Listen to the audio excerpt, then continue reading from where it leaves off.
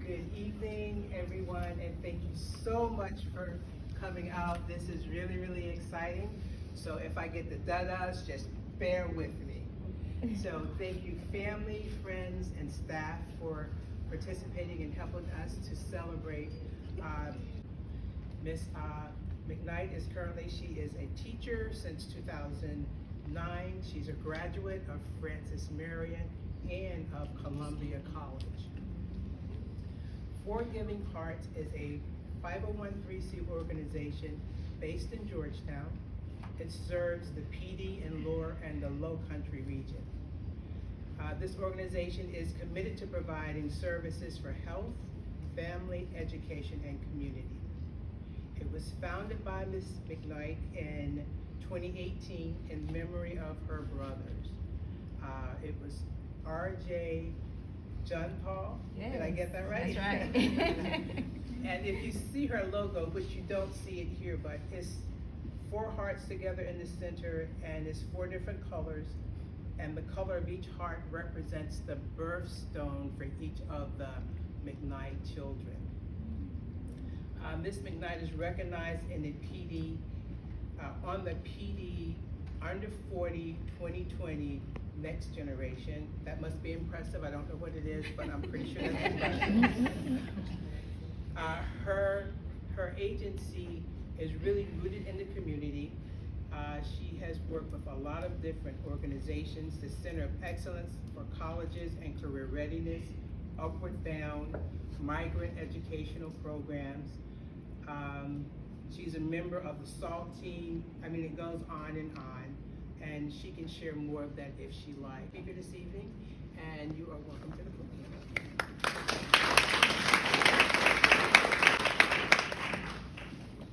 Thank you so much. You did a great job.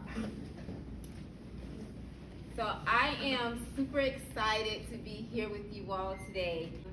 I want to just thank all of the staff members, the faculty, all of those who contributed to the success of the people before us today, the graduates. And congratulations to all of you.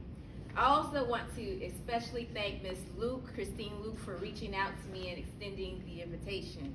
I do appreciate the opportunity.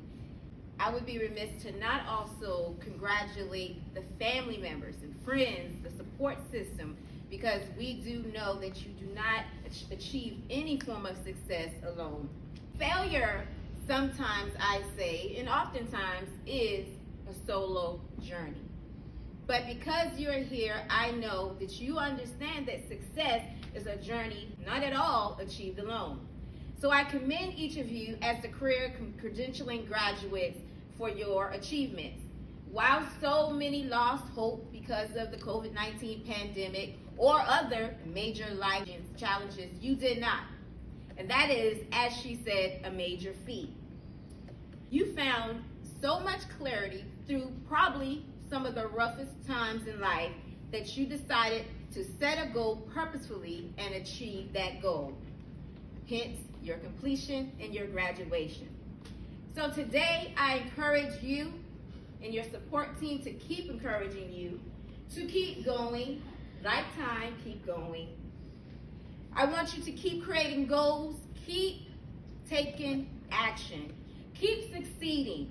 Because the one thing we do know is, although we may be at the end, or the tail end, we hope, of the current pandemic, we know that there will be other pandemics, other life-changing experiences that we will approach and experience in our life.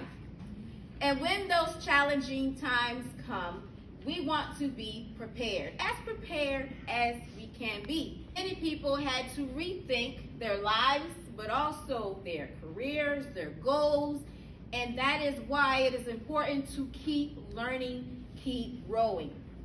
Now, I'm a big Beyonce fan. As you know, she recently put out a song, and I love it. It's just one of those songs you want to play and just jump up and down to it. So I hope that you get to do that today as you're celebrating and the days ahead as you begin to celebrate. And I tell people all the time, if you find a job or career that you love, you will probably work harder than you would otherwise. So I'm not going to tell you it's not going to be hard work. It will be, but you will enjoy the hard work. So we won't be experiencing what she referenced in the song, where working 9 to 5, getting on my nerves, can't sleep at night. Okay, we want to avoid that, and I know that you have picked a career path that will give you enjoyment as you succeed. So we don't need to quit our jobs, but I will use these words as inspired by Beyonce. Stay motivated. Be on that new vibration and continue to build your own foundation. Establish your foundation with your purpose in mind.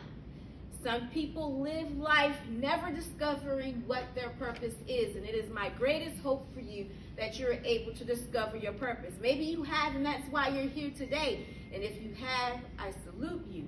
But if you have not, just as those in the audience today, it is never too late to discover your purpose. I rediscovered mine in 2018 because of those circumstances with the loss of my brother. So I had to think, and I asked myself, what now is my purpose? I love education, will always love education. I am a proud teacher at an alternative school. So I am really dedicated to the mission. But I asked myself, what is my purpose? And it is okay for that to change as life goes on. To see purpose in big ways and small ways.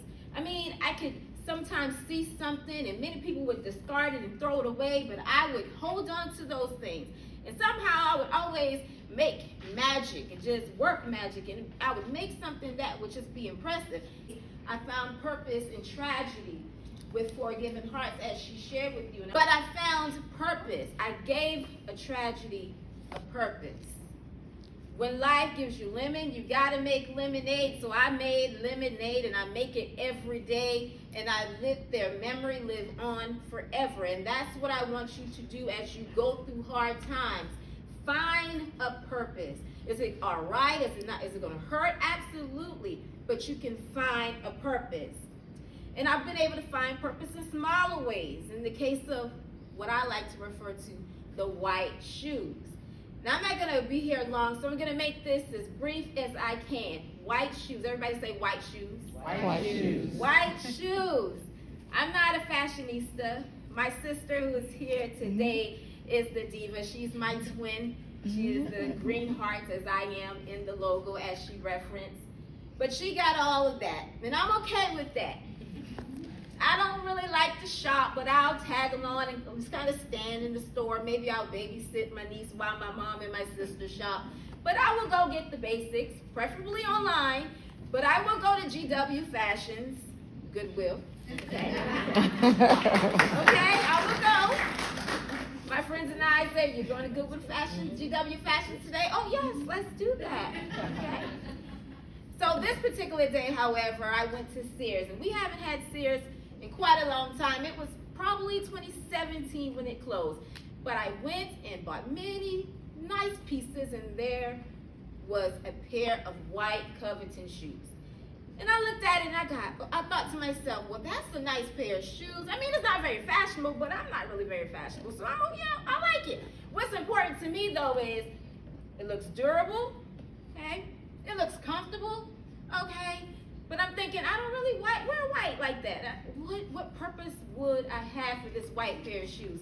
So I literally think about my purchases like this, y'all. And I decided shoes because I have really bad neuropathy and all of that. So when I say comfort is important to me, it is very important to me. And as a teacher, you're moving and walking around many times in the class all day to do your job effectively.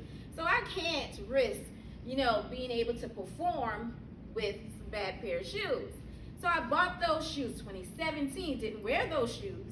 And as we all probably tend to do, we go through our closets, we donate to Goodwill if we're no longer using it, we give to a family member or a friend, and 2018 comes and I still didn't wear these shoes. And I usually have a policy, if I'm not using something, it needs to move on to somebody who can use it.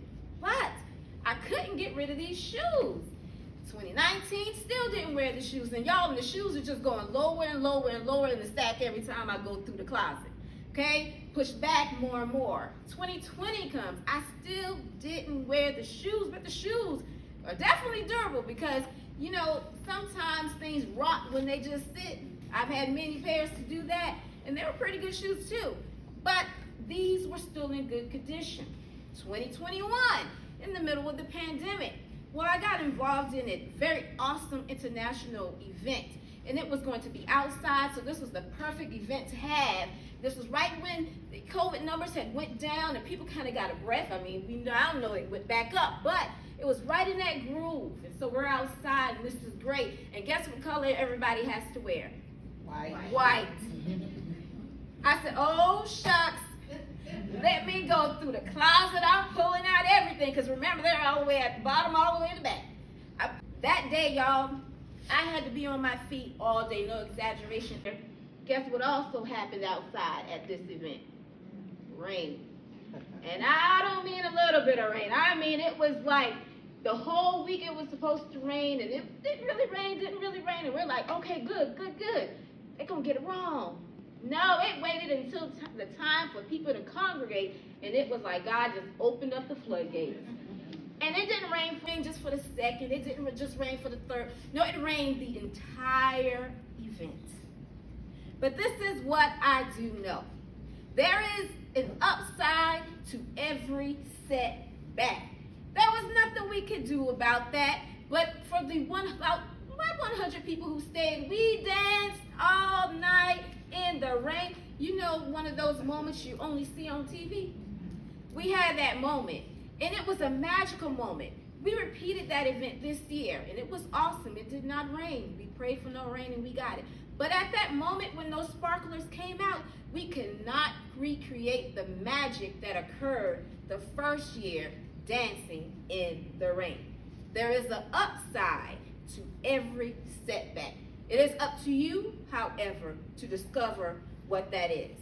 So purpose in small ways and big ways. When it comes to our education, when it comes to our journey, when it comes to our purpose, keep going. Keep a pair of white shoes in your life. Get as many as you can. And listen, I'm not just talking about a pair of white shoes. I'm talking about experiences, not just certificates and diplomas and degrees. When it's time to plan, when it's time to edit the plan, and so on. We're going to be ready for any pre and post, whatever that may be. Lastly, I want to share, as I always share when I'm given the opportunity to speak, be kind.